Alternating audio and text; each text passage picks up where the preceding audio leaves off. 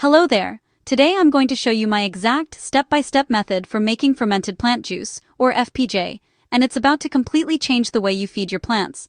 By following this guide, you'll learn how to create this organic super juice for free. So what is fermented plant juice really? At its heart, FPJ is a liquid fertilizer and a potent probiotic for your plants, created by fermenting vigorous, fast-growing plants with plain old brown sugar. The process uses beneficial microbes, which are already on the surface of the plants, to break down the plant cells and extract a whole spectrum of valuable compounds. During fermentation, the brown sugar does two magical things. First, through a process called osmosis, it draws all the precious liquids out from inside the plants. Second, it acts as food for the good bacteria and yeasts, which multiply and get to work breaking everything down. This process unlocks basic nutrients like nitrogen, but also complex enzymes, amino acids, and critical plant growth hormones. These hormones are the secret sauce that promotes that explosive leafy growth we all love to see. The result is a concentrated liquid packed with life, ready to be soaked up by your plants. When you use FPJ, you're not just giving them a quick meal, you're helping your plants absorb nutrients already in the soil, strengthening the soil's resilience, and boosting the entire microbial ecosystem. You're creating a living tonic that helps your plants grow stronger, faster, and become more resilient to pests and diseases. And the best part? The materials couldn't be simpler. You only need three things. First, your plant material. We'll get into the specifics in a minute, but you want to use fast-growing, vigorous plants. Those weeds in your yard are often the perfect candidates. Second, brown sugar or molasses. This is the catalyst for our ferment. Crude, unrefined brown sugar is best because it has extra minerals that help feed the microbes. Third, a container. A simple glass jar, a food-grade bucket, or a ceramic crock will do the job. You'll also need something to cover it that can breathe, like cheesecloth or a clean dish towel, and a rubber band to hold it in place. That's it. No fancy gear, no pricey ingredients, just the power of nature, captured in a jar. Alright, now that we know the what and the why, let's get our hands dirty with the how. I'll break it down into 5 simple steps. Step 1. Harvest your plant material. The first and most important step is choosing and harvesting your plants. The absolute best time to do this is just before sunrise. This isn't just a charming garden myth, there's real science to it. Before the sun is up, plants are in respiration mode, meaning their energy and precious growth hormones are stored inside the plant, not being spent on photosynthesis. Harvesting this early means you capture the maximum amount of these good compounds. Plus, you get the morning dew, which is full of the beneficial microbes we need for fermentation. You'll also want to avoid harvesting right after it rains, since the rain can wash away all those helpful yeasts and bacteria from the leaves. So, what should you grab? Look for the most robust, fast-growing plants you can find. You want to collect the tender growing tips, new shoots, and young leaves. That's where the growth hormones are concentrated. Plants we often call weeds are perfect because they're tough and amazing at accumulating nutrients. Things like dandelion, comfrey, stinging nettle, purslane, or even the aggressive vines from sweet potatoes or pumpkins are fantastic choices. There's something so satisfying about turning a plant you'd normally curse into a resource. Ask yourself, what fast-growing plants are taking over my yard? The answer is your free fertilizer. For today's demonstration, I'm using Comfrey, a true champion nutrient accumulator. Step 2 is all about preparing and weighing your materials. Once you've gathered your plants, bring them inside. Now, this is really important. Do not wash them. Remember, we want to keep all that valuable microbial life that's living on the leaves. Just give everything a good shake to get rid of any dirt or little critters. Next, give the plants a rough chop into 2 to 3 inch pieces. This creates more surface area, giving the sugar more contact with the plant cells and speeding up the extraction of all that good juice. Now for the one step where you want to be precise, weighing your ingredients. You need an equal weight of plant material and brown sugar. This 1-to-1 ratio by weight is the golden rule of FPJ. So, if you have 1 pound of chopped plants, you need exactly 1 pound of brown sugar. A simple kitchen scale makes this step foolproof. With everything weighed out, it's time to mix. In a big bowl, combine the chopped plants and brown sugar. Get your hands in there and really massage the sugar into the plant material, making sure every piece is coated.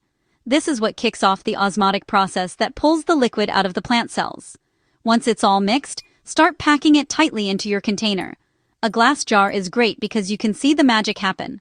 Press the material down firmly to squeeze out as many air pockets as you can. You want to fill your container about 2/3 of the way. This is key because as the liquid is drawn out, the volume will shrink, and that headspace gives the aerobic bacteria the air they need to get the fermentation party started. Now for the easiest part, waiting. Cover the mouth of your jar with a breathable cloth, like cheesecloth or a dish towel, and secure it with a rubber band. This cover is crucial. It lets the fermentation gases escape while keeping dust and bugs out. Never seal the jar with an airtight lid.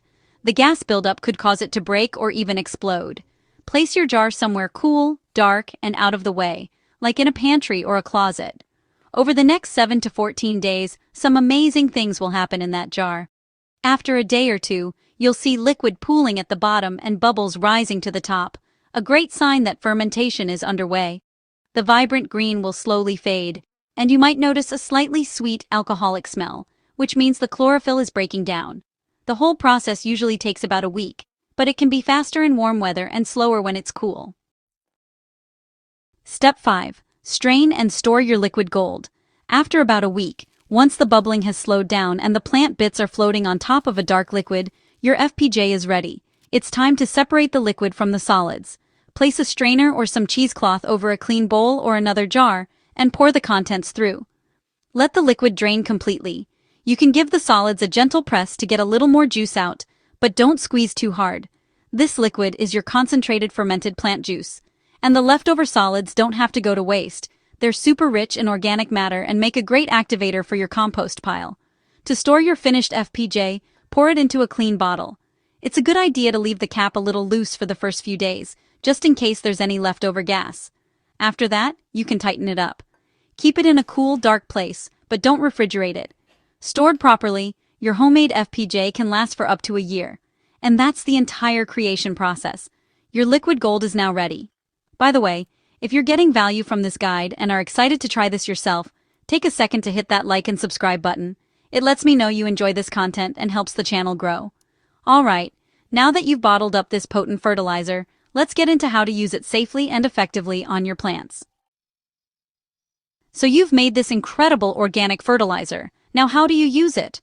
The most important thing to remember is that this stuff is concentrated. You must dilute it with water before giving it to your plants. Using it straight can be too strong and might burn them.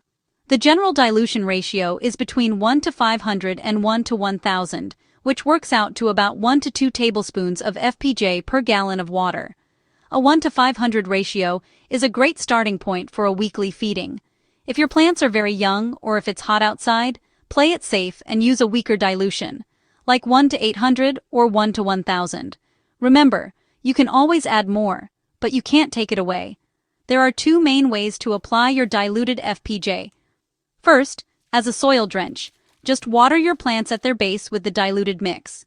This feeds the roots directly and nourishes the microbial life in the soil.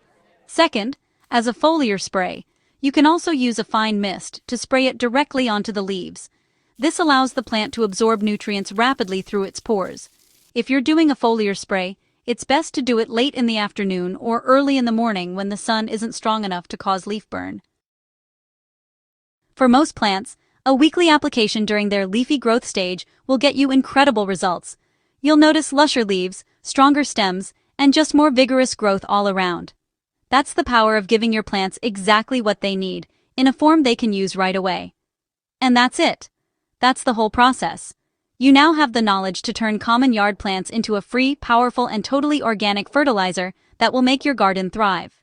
If you found this guide helpful and you're excited to make your own fermented plant juice, hit that thumbs up button and subscribe.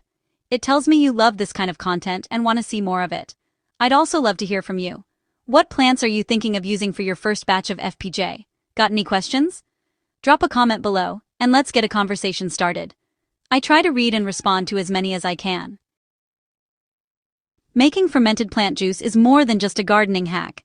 It's a step toward a more sustainable and self-sufficient way of growing. It's about working with nature, reducing waste, and growing a healthier garden without relying on a shopping cart full of chemicals. You now hold the secret to the hidden potential in the plants all around you. So get out there, start gathering, and watch as this organic super juice brings explosive new life to your garden. Thanks for joining me, and happy fermenting.